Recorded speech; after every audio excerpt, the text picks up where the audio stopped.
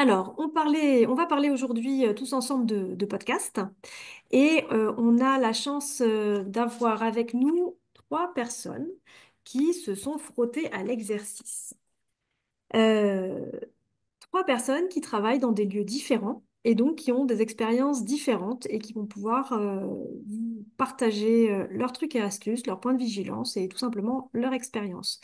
Donc, nous avons Arnaud Vessade qui travaille à la médiathèque Cabanis à Toulouse. Donc là, pour le coup, un grand établissement. Nous avons Cathy Trantussan qui travaille à la médiathèque de Castelnau d'Estrefont. Non, Castelnau d'Estrétefont. Donc un établissement de taille moins importante, on va dire ça. Et Florence, qui, une fois n'est pas coutume, n'est pas bibliothécaire. Peut-être qu'elle aurait pu, dans une vie parallèle, l'être et se régaler à être bibliothécaire, mais c'est une usagère.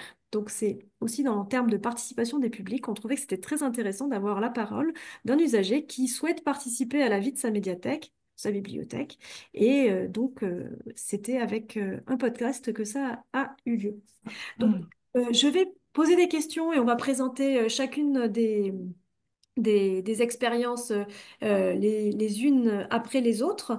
Donc, on va prendre à peu près un petit quart d'heure par expérience. Et ensuite, pour ceux qui le souhaitent, il y aura bien sûr des questions qui sont possibles. Et j'en profite pour saluer Damien Crouvesier, donc, qui travaille à la médiathèque de Montpertuis, et du coup, qui va bien surveiller qu'on ne dit pas de bêtises. Tu l'as pas dit, mais en fait, je suis usagère de la bibliothèque de Pompertusa. On va commencer par la bibliothèque de Toulouse avec Arnaud et un podcast qui est tout récent il a été mis en ligne en début d'année. Il s'appelle Chute. Et du coup, la première question, Arnaud, ça va être de nous présenter un peu le cadre, ou ton cadre de travail et pourquoi vous vous êtes-vous lancé dans ce podcast? Chut. Alors du coup, très rapidement pour le cadre, moi je suis responsable de la médiation numérique pour le réseau des bibliothèques de Toulouse.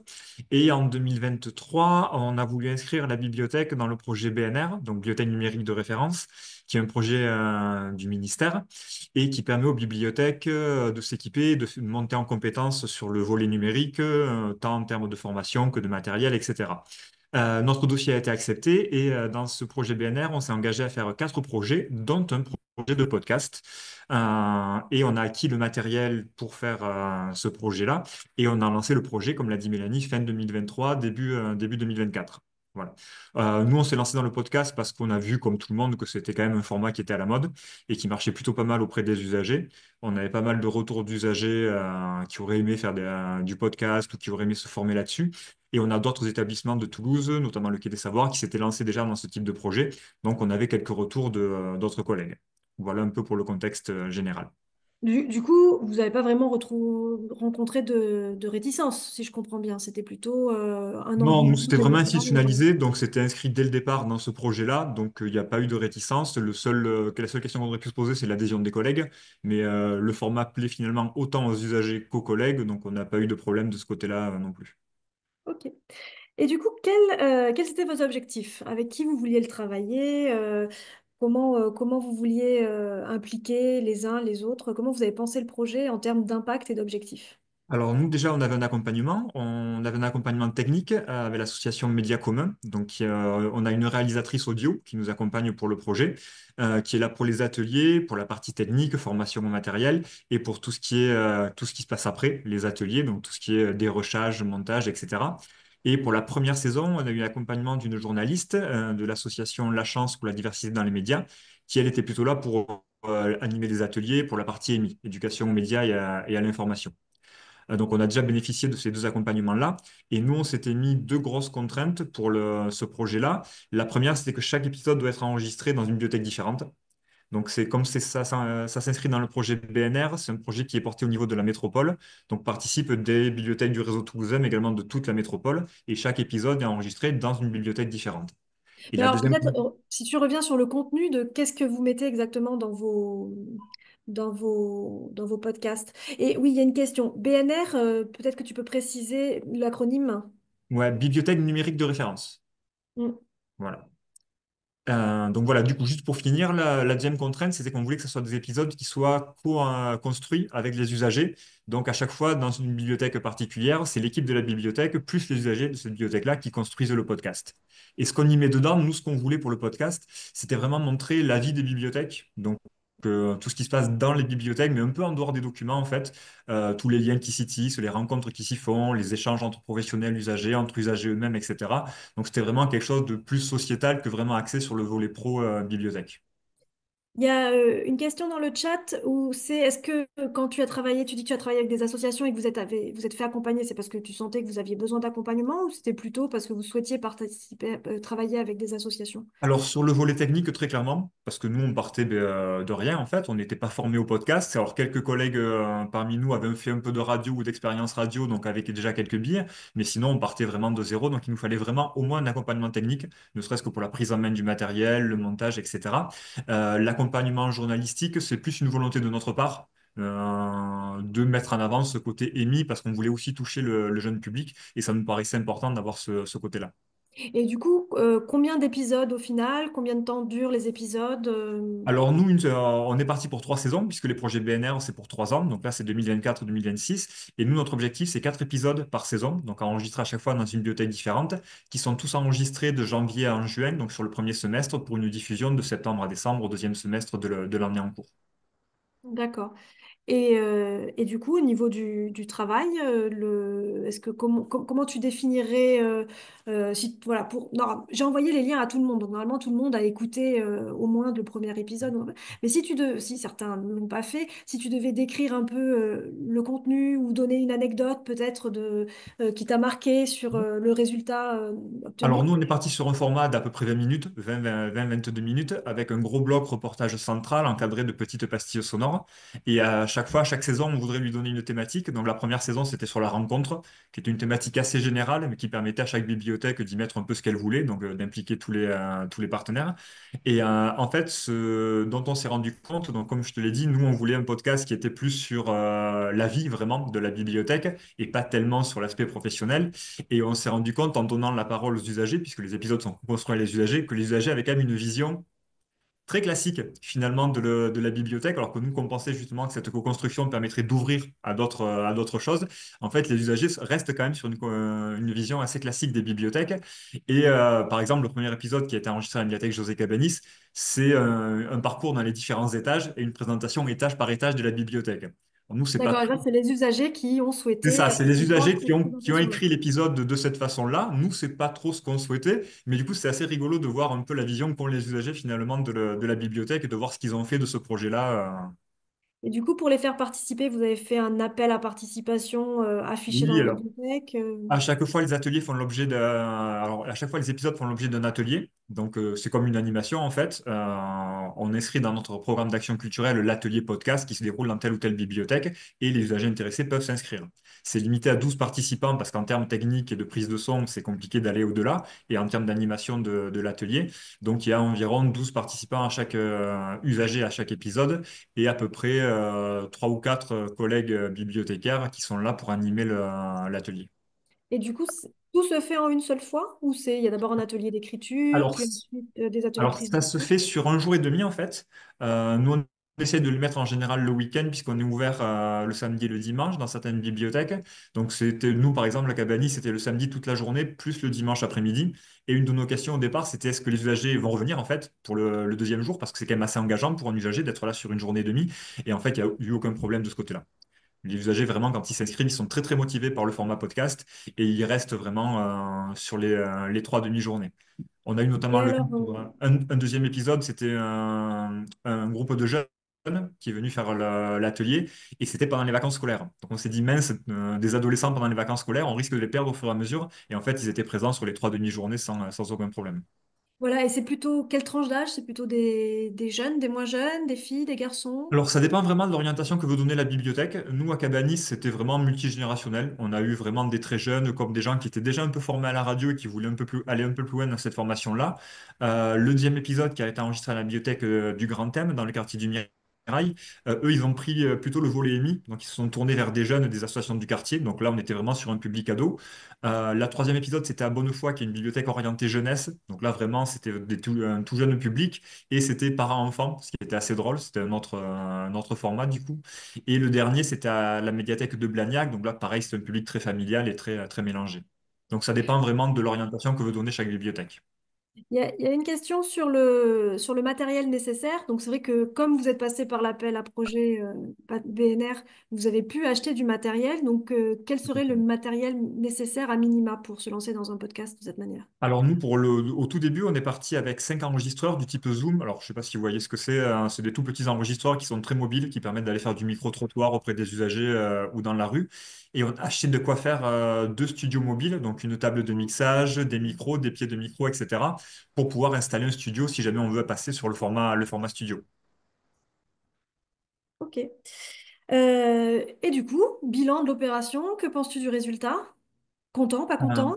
Alors, on est plutôt content puisqu'en termes de participation, tout le monde a adhéré, autant les collègues que les usagers. Donc ça s'est vraiment très bien passé en termes de participation. En termes techniques, on est plutôt content du résultat parce qu'on partait d'assez loin et finalement, c'est assez propre en termes techniques. Par contre, là où il faut qu'on s'améliore, c'est vraiment dans l'éditorialisation du podcast parce que là, alors, c'est un peu le format qui veut ça, mais les 4 épisodes sont assez disparates. On aimerait bien donner une ligne directrice un peu plus claire pour que ça soit un peu plus harmonisé. Et on aimerait bien vraiment revenir sur cette question de la vie dans les bibliothèques, plus qu'une sorte de pub ou de présentation des bibliothèques. Donc on va essayer de cadrer la deuxième saison de façon à aller plus Ah, sur cette attendue-là. c'est l'intérêt de travailler sur 3 ans et d'avoir C'est ça, c'est aussi comme un possible aller-retour. en itération. Ok. Alors, Hugues Ramplou, pouvez-vous donner un montant de l'investissement réalisé pour le matériel et pour les intervenants? Alors, le matériel, pour donner une idée, les zooms, ils coûtent 150 euros par enregistreur. Nous, on est parti sur 5 zooms, sachant que là, comme le projet court sur 3 ans, comme on l'a dit, on a refait une commande pour les années suivantes. Donc maintenant, on a une flotte d'à peu près une quinzaine d'enregistreurs. Parce que le but, c'est une fois le projet BNR passé, c'est pas d'arrêter le podcast, évidemment, c'est que les collègues puissent continuer à s'emparer de ce format-là et du coup puissent nous demander le matériel dans n'importe quelle bibliothèque du réseau et puissent développer chacun dans leur bibliothèque ou dans leur pôle un projet autour du podcast. C'est pour ça qu'on a souhaité développer notre flotte. Et après, les tables de mixage, de mémoire, on était autour de 400 euros la table de mixage à peu près. Alors là, il y a une autre collègue qui parle aussi justement de la montée en compétences, compétences nécessaires, mixage, montage, orchestration, quand il y a un jingle ou autre. Est-ce que vous avez mis en place un plan de formation pour pouvoir Oui, justement... alors du coup, sur les 3 ans du podcast, on a 2 formations par année qui sont assurées du coup par l'association Média Commun, donc la réalisatrice audio qui nous accompagne sur le projet, et peut s'inscrire n'importe quel collègue du réseau avec une priorité aux bibliothèques qui enregistrent un épisode, évidemment, puisqu'elle, il y a une urgence, et après n'importe quel autre collègue intéressé peut se former aussi. Là où on a un petit écueil quand même, il faut le dire, c'est sur le montage. Parce que quand on ne pratique pas, c'est pas évident de garder ses compétences là à jour. Et en plus, on a un accompagnement de la réalisatrice, du coup, on a tendance à lui déléguer un peu la partie montage, il faut bien le dire. Donc là, il faut vraiment que nous, on monte à compétence sur cette partie-là pour pouvoir être autonome après le projet BNR, une fois qu'on bénéficiera plus de cet accompagnement-là. Donc il y a un petit enjeu quand même là-dessus, soit qu'on s'habitue à le faire régulièrement au fil de petits projets, soit vraiment qu'on axe la formation plus dessus, parce que c'est là qu'on a un manque de compétences assez flagrant pour le coup. Du coup, là, il y a un petit appel aux bibliothèques départementales qui sont avec nous dans cette salle avec mais est-ce que les BD pourraient pas prêter le matériel éventuellement? Donc ça, bon, on verra si des projets coordonnés par des bibliothèques départementales voient le jour après coup. Est-ce que tu as quelque chose à rajouter? Non, de mon côté, c'était bon. Alors, juste, c'est vraiment, dès qu'on dit podcast, ça amène quand même pas mal de monde avec nous. Donc, c'est effectivement des projets qui sont quelque part assez simples à mettre en place parce que ça entraîne beaucoup de monde. Juste, il faut pas sous-estimer, ça serait juste mon unique conseil, la partie post-production. Parce que les usagers et les collègues ont tendance à être très enthousiastes, donc à faire plein de prises de son, à enregistrer des heures et des heures de rush, et la partie montage derrière, mais Florence pourra en témoigner, la partie montage est quand même très très longue. Donc faire attention à modérer un peu l'enthousiasme des participants si on se lance là-dedans. Bon. Une dernière petite, peut-être un point de vigilance ou une remarque. La collègue Candice Reneuve demande si vous avez trouvé une astuce pour la consommation en pile des zooms. Donc je pense que c'est Aucune. quelqu'un qui a l'habitude d'utiliser ce matériel et qui doit être elle aussi désespérée de la consommation des piles. Aucune. Sur notre dernière commande, je crois qu'on a commandé un carton de piles parce que sur certains épisodes, on a dû aller en acheter en extrême urgence au supermarché du coin tellement ça en consommait.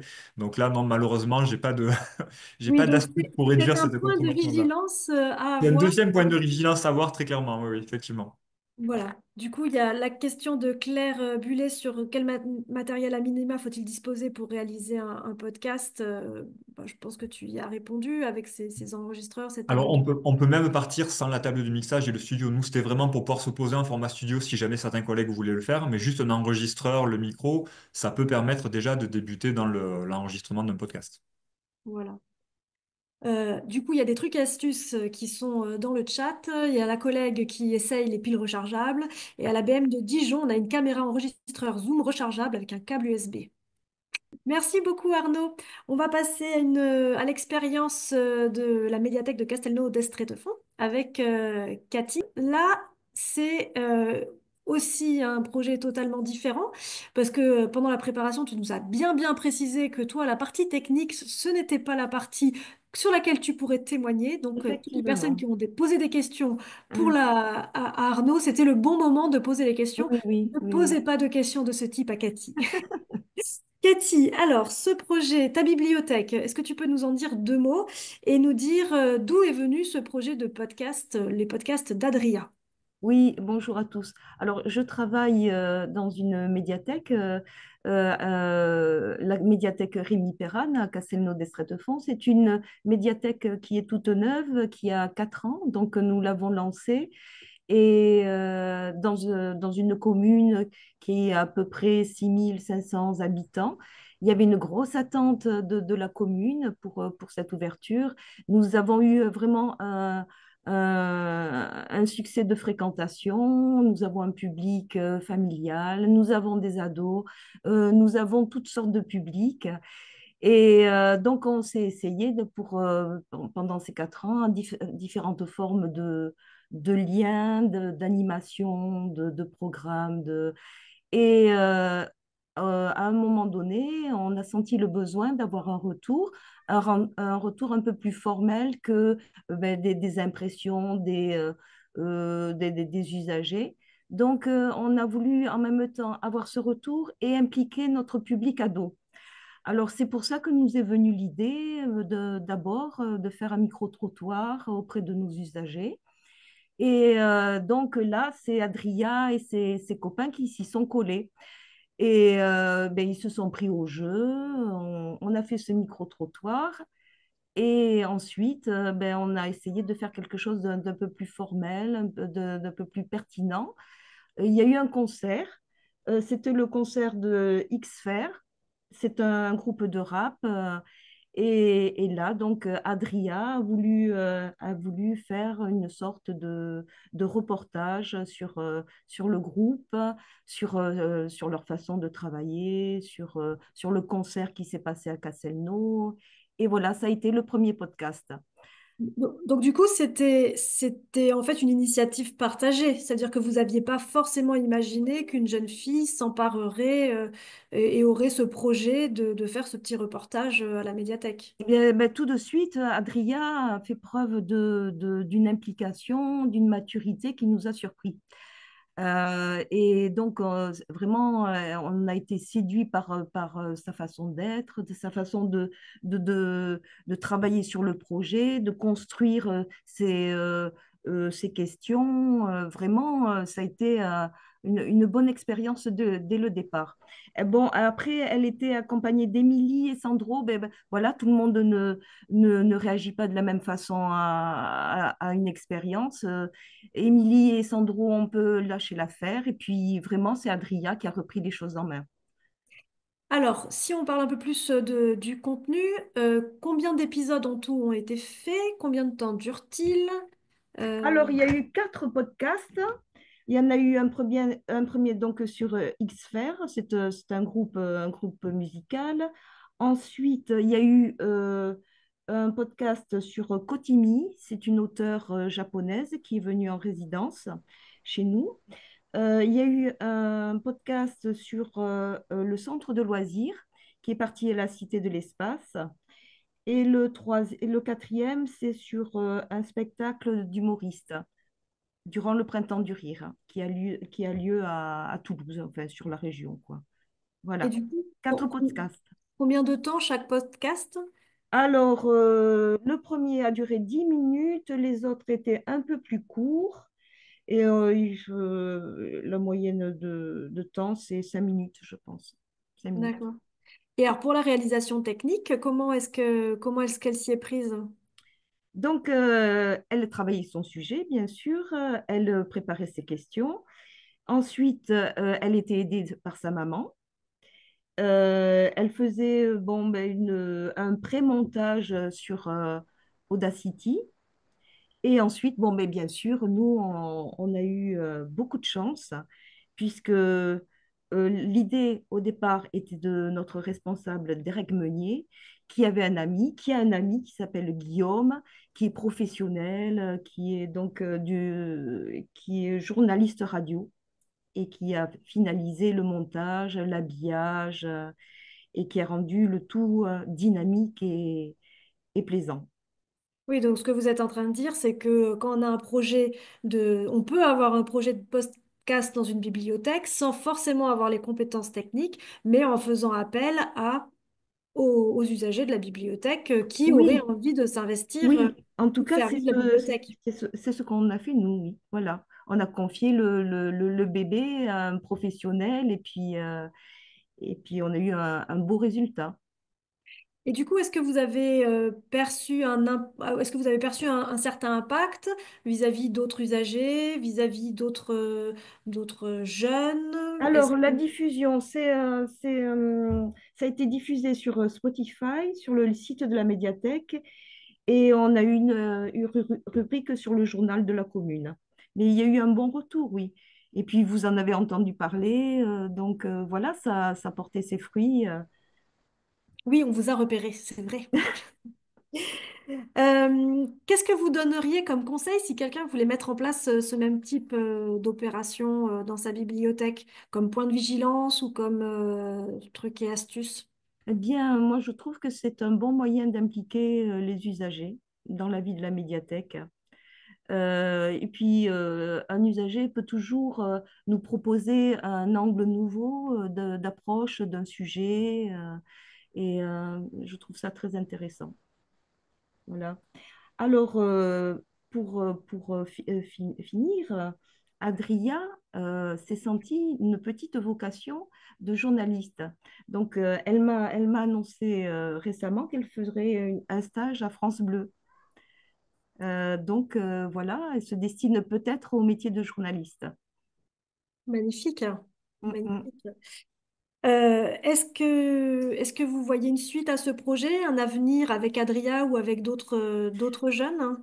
Alors, Adria, oui, elle souhaite continuer. Et moi, je pense que c'est tout à fait possible. On peut continuer avec d'autres ados, puisque le but au départ, c'était d'impliquer des ados. Oui, oui, tout à fait, tout à fait. C'est bien d'avoir leur regard sur notre vie, notre programme d'animation. C'est intéressant.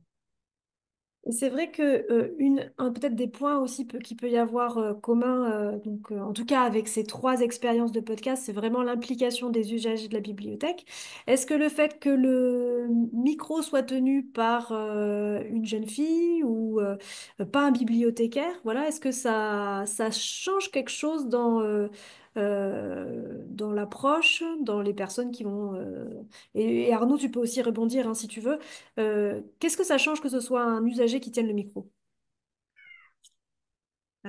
Déjà, ça lui donne une certaine assise. Déjà, il y a la technique, après, il y a la préparation, il y a les questions.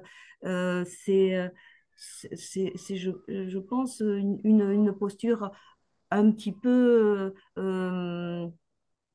euh, comment dire, pas professionnel, mais déjà ça pose les choses. On prend le sujet au sérieux, on le construit. Derrière, il y a un travail aussi de montage, d'habillage, de diffusion. Euh, oui, c'est une dimension. Et puis déjà, et puis le podcast est fait pour durer et pour être diffusé. Donc c'est autre chose euh, oui, ça pose les choses, on va dire. Voilà, ça pose bien les choses. Et en termes de réception, Eh bien, les en termes personnes qui se font auprès interviewer, des usagers, non, non, les personnes qui se font interviewer, est-ce qu'ils ils se sentent... ben, il y a, déjà, dès qu'il y a un micro, ben, on fait attention à ce qu'on dit, on essaie d'avoir une réponse cohérente, construite. Oui, ça pose les choses, oui, oui, oui. Et puis, ben, c'est bien, c'est un travail hein, de pouvoir dire les choses, ben, des choses qui vont rester. Bon, bah, si je comprends bien, le bilan est positif. Oui, oui, tout à fait, tout Est-ce à que vous fait. voulez rajouter un élément à cette expérience, à ce retour d'expérience? Euh, ben nous, on a aussi un programme d'animation très varié. Et donc, il faut trouver le temps de faire les choses et de les faire bien. Donc, c'est très bien, mais il faut avoir le temps de les faire correctement. Alors, je vois que dans le chat, il y a des petites questions sur, sur voilà, sur le fait que le montage, la partie technique a été fait avec sa maman et donc avec le fameux Guillaume. Est-ce que vous avez fourni du matériel? Donc, a priori, de ce que j'ai compris, non. Non, nous, on n'avait que le micro. Mm. Ensuite, pour la diffusion, Spotify, est-ce que c'était payant? Est-ce qu'il faut forcément passer par une plateforme type Spotify ou est-ce qu'on peut le mettre justement via le site internet? Vous, sur la diffusion, c'était vous qui avez géré la diffusion? Non, non, là, non, non, c'est pas moi qui m'en suis occupée. Donc, je ne pourrais pas vous dire, hein. D'accord. Mais peut-être que Florence nous en dira plus juste après. Eh bien, du coup, on parle beaucoup d'usagers, et ben, on va maintenant discuter avec Florence. Bonjour à toutes et Bonjour tous. Florence. Je me suis dit qu'il y avait une question que j'avais posée que j'aurais dû attendre un peu pour que vous puissiez en discuter tous les trois. Mais on va passer donc du coup à la médiathèque de Pompertusa.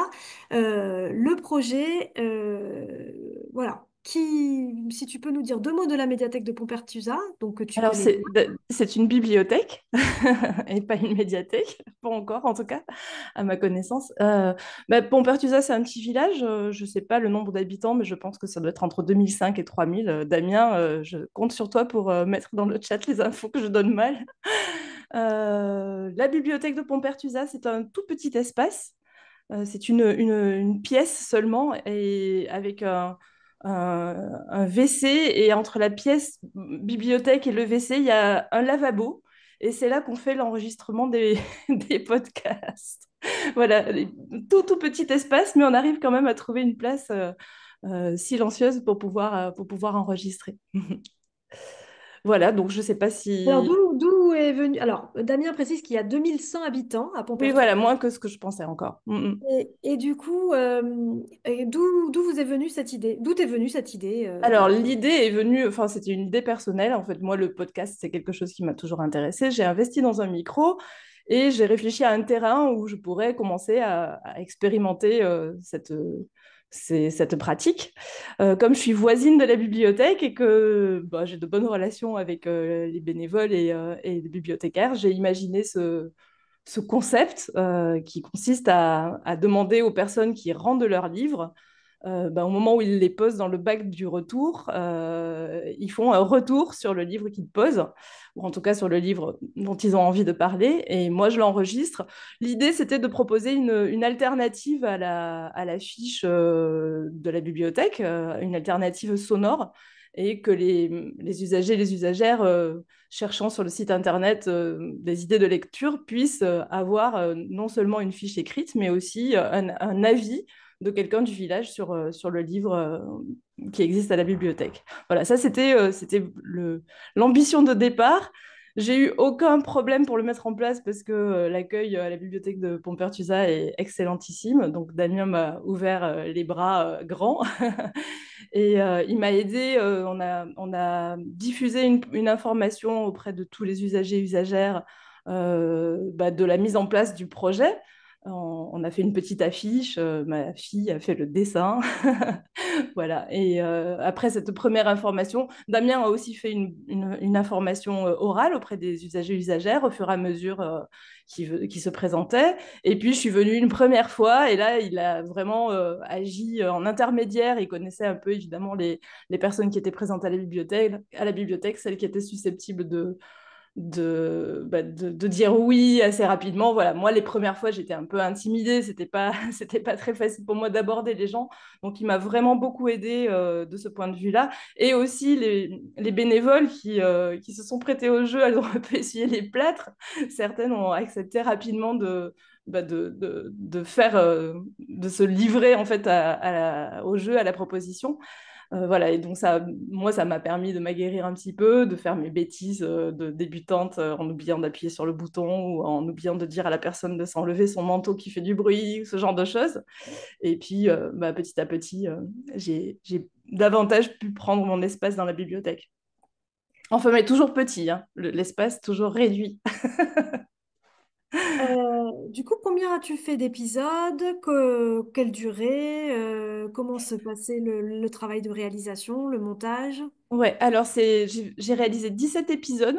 Donc, ce sont à chaque fois des comptes rendus de livres. J'essaye de faire des choses courtes parce que je me dis que les gens qui sont en train de chercher des idées lecture vont pas forcément écouter 20 minutes de podcast sur un livre. Par contre, 5 minutes, 6 minutes, voilà, c'est quelque chose qui est facile à caser. Donc ça, c'est le format auquel je me suis à peu près astreinte. Il y en a qui dépassent un peu, il y en a qui n'y arrivent pas, mais bon, en gros, c'est ça. Euh, je sais plus les autres questions. Là, alors la partie technique, donc moi j'avais vraiment à cœur d'obtenir un résultat agréable à écouter, valorisant les personnes qui ont accepté de prendre ce risque. C'est une façon de s'exposer, hein, comme le disait Cathy tout à l'heure, quand on est devant un micro, c'est pas rien, on sait qu'on laisse une trace. Voilà, donc du coup, j'ai essayé de faire des montages assez jolis. Alors après, c'est pas professionnel du tout, hein. Je suis autodidacte et j'ai fait de mon mieux, mais voilà, il y a un jingle, enfin, il y a un générique de début, il y a un générique de fin. Il y a des effets sonores. J'essaye de créer un univers sonore autour de ce que je ressens du livre, même si je ne l'ai pas toujours lu. Voilà, après, il y a des petites blagues. Ça dépend un peu du livre, de la personne qui me parle, de comment je la connais ou pas, comment je peux me permettre des petites blagues ou pas. Mais voilà. Donc, ça prend du temps. Mais pour moi, c'était aussi un plaisir et une façon de me former en produisant quelque chose. Combien de temps à peu près quand pour réaliser un épisode? Enfin, et puis j'imagine qu'entre le premier et le 17e, Oui, c'est c'est ça, une c'est ça, pratique. c'est ça. C'est ça, en fait, le début, c'est difficile parce que je voulais vraiment qu'il y ait ce générique. Voilà, donc j'ai passé beaucoup de temps à chercher des musiques et tout. Après, je dirais que pour réaliser un épisode de 6 ou 7 minutes, il faut une demi-journée, on va dire, une demi-journée de travail. Ça reste pas mal. Et que penses-tu du résultat? Est-ce que tes objectifs ont été atteints? Oui, alors mes objectifs, en fait, ils ont été atteints, mais c'est surtout qu'au fur et à mesure, j'en ai découvert d'autres et c'est peut-être ça que je voudrais transmettre aux bibliothécaires qui écoutent. Vraiment, en fait, cet outil tout simple qui est juste un peu... C'est un peu la caisse de résonance de ce que les bibliothécaires vivent quand on ramène le livre et qui reçoivent en fait l'avis de l'usager ou de l'usagère. Ben voilà, en fait, en fonction des personnes, on se rend compte que ça peut être un exercice vraiment intéressant à pratiquer. Ben, par exemple, pour les personnes âgées, reconstituer l'histoire du livre qu'elles viennent de lire, le faire dans le bon ordre, que ce soit compréhensible par l'autre. En fait, c'est un vrai exercice pour elles. Et souvent, en fait, elles sont pleines de désarroi. Elles me disent, mais je dis n'importe quoi, je le fais dans tous les sens. Bon, et moi, je rassure, je dis, mais on verra en montage, on remettra. Voilà, donc il y a un côté vraiment très qui dépasse en fait l'objectif que moi je m'étais fixé dans ce que ça crée chez les gens. Il y a les enfants aussi qui ont le modèle de l'école, mais qui se trouvent là avec une liberté nouvelle. En fait, ils peuvent parler du livre qu'ils veulent et de la façon qu'ils veulent. Donc, voilà, il y a toutes ces dimensions-là que j'ai découvertes au fur et à mesure au fur et à mesure des enregistrements et des rencontres. J'ai pu avoir un monsieur qui a parlé d'un livre qui se passe dans la jungle de Calais et son émotion était tellement forte qu'il a versé une larme en fait. C'était très beau de recueillir ça. Voilà, donc en fait ça crée un peu dans l'intimité de l'enregistrement, il se passe quelque chose pour la personne qui se prête à l'exercice de vraiment intéressant. Et du côté de la réception, alors il y a la réception au sein de la bibliothèque. J'ai un public un peu captif, hein, donc on a mis ça en ligne sur un audioblog. Donc c'est sur Arte Radio, c'est un audioblog gratuit en fait. Il suffit de s'y inscrire. Il y a d'ailleurs il y a beaucoup d'institutions qui utilisent, des lycées, des collèges, etc. Donc, on a mis ça en ligne sur l'audioblog et avec un lien depuis le site de la bibliothèque. Et Damien, à chaque fois qu'un épisode était publié, le relayait auprès de tous les usagers, toutes les usagères par mail. Donc voilà, il y a quand même déjà de ce point de vue-là un bon public, mais moi je l'ai envoyé aussi à droite à gauche des gens qui habitent même pas à Pompertusa en fait, et pour qui la bibliothèque de Pompertusa et Damien sont devenus des espèces de références. Et en fait, les retours sont très intéressants. Le fait que ce soit pas un expert qui parle, mais quelqu'un comme vous et moi, qui n'est pas forcément la légitimité du critique littéraire, mais qui parle avec son cœur et avec ce qu'il a compris du livre. Le fait que ça parle d'une grande diversité de livres et pas toujours des mêmes livres qu'on a l'habitude d'entendre critiquer dans les médias, ça crée de l'intérêt aussi du point de vue des auditeuristes.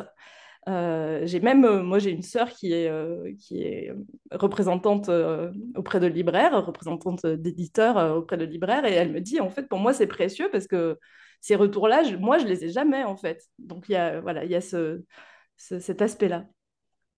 Ah, il y a une question dans le chat qui peut-être que c'était pas assez clair dans ce que tu as dit, c'est est-ce que c'est toi qui vas vers les usagers pour proposer de participer ou est-ce que c'est eux qui font la demande suite à la communication du projet?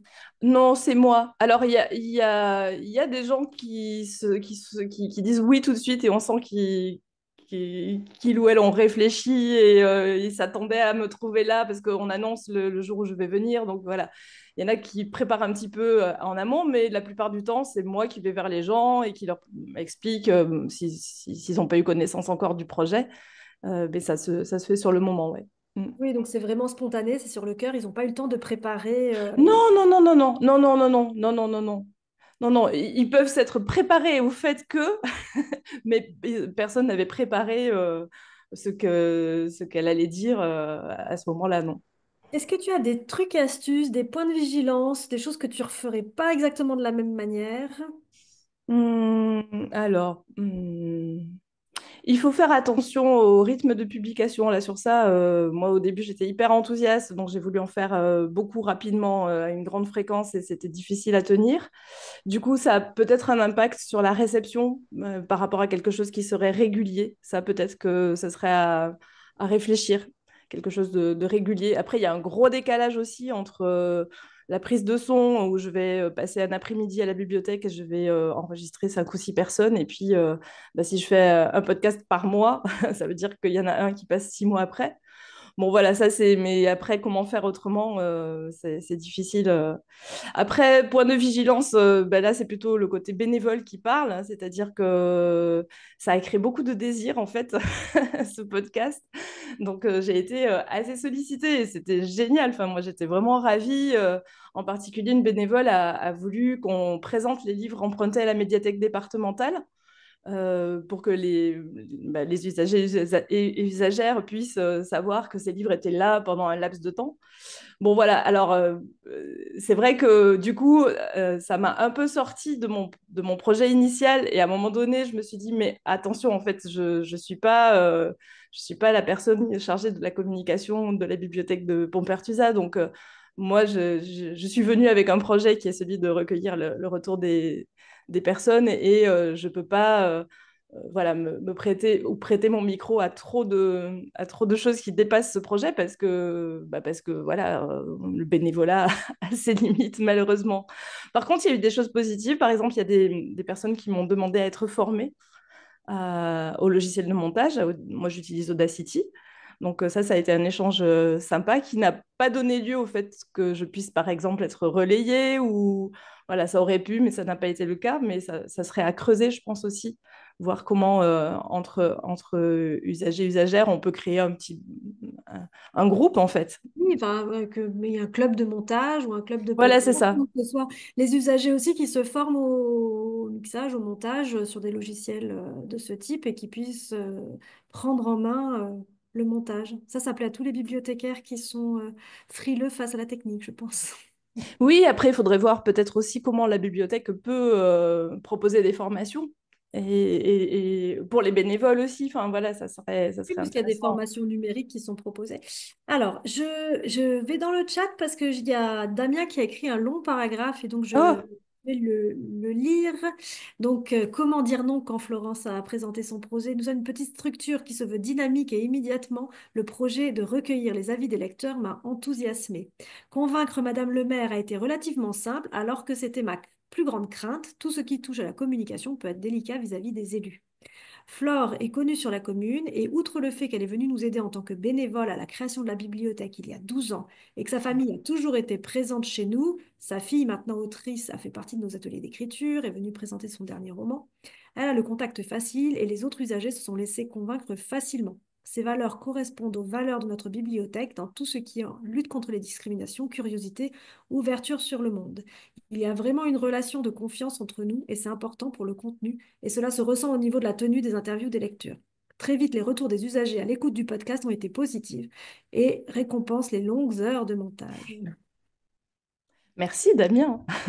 Grâce au podcast, un enfant s'est complètement décoincé par rapport à sa timidité et le podcast a été diffusé dans sa classe. Un énorme big up au montage, au podcast, je veux dire. Là, ce qu'on se rend compte aussi, c'est que le podcast, c'est pas juste un personnel et un fichier son sur une obscure Hmm. plateforme, mais qu'il y a vraiment un côté de projet partagé, d'échanges qui font que, il y a vraiment une sorte de creuset de relations humaines qui se... Oui, et alors, bon, moi j'habite le village depuis presque 20 ans maintenant, et pour moi c'est hyper touchant d'avoir enregistré des voix un peu emblématiques du village aussi, parmi les personnes âgées, parmi les personnes un peu, voilà, un peu connues parce qu'elles sont impliquées.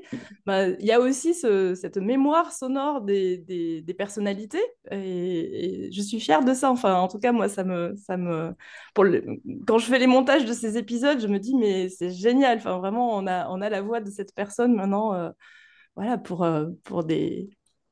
longtemps. Alors, Le podcast, c'est un outil, mais les possibilités d'utilisation sont infinies. Et ça, c'est vraiment bien, quoi. Mm. Tous les sujets qu'on peut aborder, les retours qu'on peut avoir, la forme qu'on peut donner, c'est vraiment très bien. et il y a quelqu'un de la médiathèque départementale de Haute-Garonne qui dit tout le monde peut trouver sa place dans un podcast, timide, moins timide, interviewé, au montage. Donc c'est vrai que ça peut vraiment permettre aussi des projets coopératifs Tout à fait, tout à fait. vraiment, vraiment Mm, riches. Alors je mm. suis en train de remonter le fil des questions parce qu'on est, enfin des remarques dans le chat, parce qu'il est -5. Du coup, il y a une collègue Doki Dokid qui fait écho d'un retour d'expérience de Gaïa Grollet. Je vous laisserai le lire et je le mettrai. J'ai peut-être pas repéré tous les podcasts et tous les projets qu'il y avait en région, hein, bien sûr, on n'a peut-être pas eu tout ça. Mais je mettrai ça les ressources sur la page du site. Alors, une question sur les droits de consentement des usagers pour diffuser les podcasts. Euh, Ça, vous avez fait des demandes d'autorisation à chaque fois, j'imagine? Bah, de toute façon, alors, les personnes majeures par définition, elles donnent leur consentement en acceptant.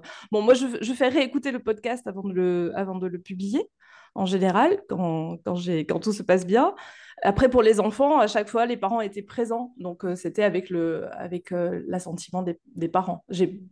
J'avoue ne pas avoir fait remplir un papier. Peut-être qu'il faudrait. Peut-être.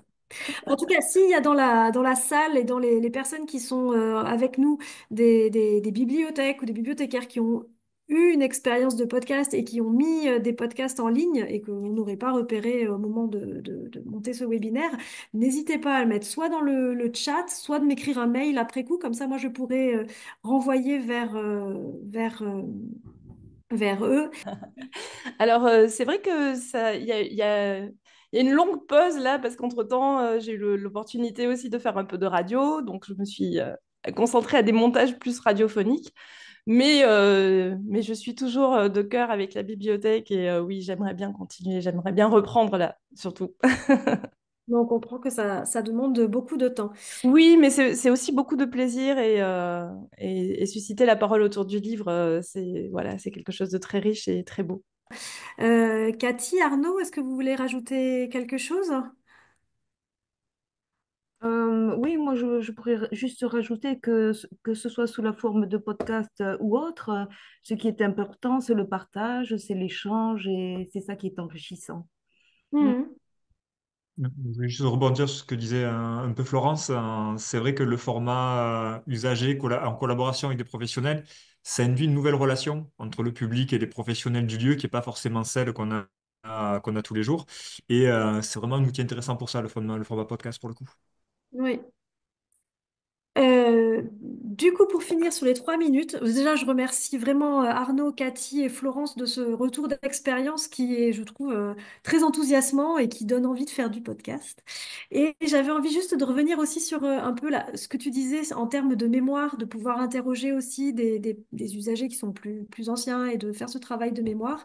Et voilà, c'était juste pour vous faire état d'un projet qui est porté, qui est co-organisé avec Occitanie Livre et Lecture et la commission patrimoine d'Occitanie. Je ne sais pas si vous l'avez vu passer parce que je vous l'ai mis un peu dans le message d'information, mais on a un projet de valorisation patrimoniale qui s'appelle EPOC, donc c'est Enquête patrimoniale d'Occitanie. L'idée, c'est de valoriser le patrimoine en racontant des histoires et en utilisant des formats un peu différents de ceux qu'on a l'habitude d'utiliser. Et pour ce faire, sur 2 projets, on a utilisé des podcasts. Donc il y a un podcast qui a été publié avec les archives départementales de l'Aude au mois de janvier autour du crime de l'affaire Boras, qui est une erreur judiciaire qui a eu lieu au 19e siècle. Et du coup, on a fait une commande d'écriture à un auteur de la région, à Michel Moati, qui a imaginé que le fantôme de l'avocat revenait sur Terre pour répondre à une interview. Parce que c'est grâce à cette erreur judiciaire qu'il y a une loi sur la révision des affaires qui a été votée à l'Assemblée nationale. Et du coup, c'est grâce à cette affaire Boras que l'affaire Dreyfus a pu être rejugée, en fait. Donc, il y a quand même une importance nationale. Et au mois de février, c'est-à-dire hier, on a publié avec les archives départementales de l'Ariège et la compagnie de théâtre L'Œil du Souffleur un podcast autour d'une autre affaire, un crime de la Bastide de Besclat. Et du coup, bah, je vous renverrai les liens pour que vous ayez aussi cette vision du podcast qui peut être aussi une manière de valoriser le patrimoine conservé dans nos bibliothèques. Merci à vous.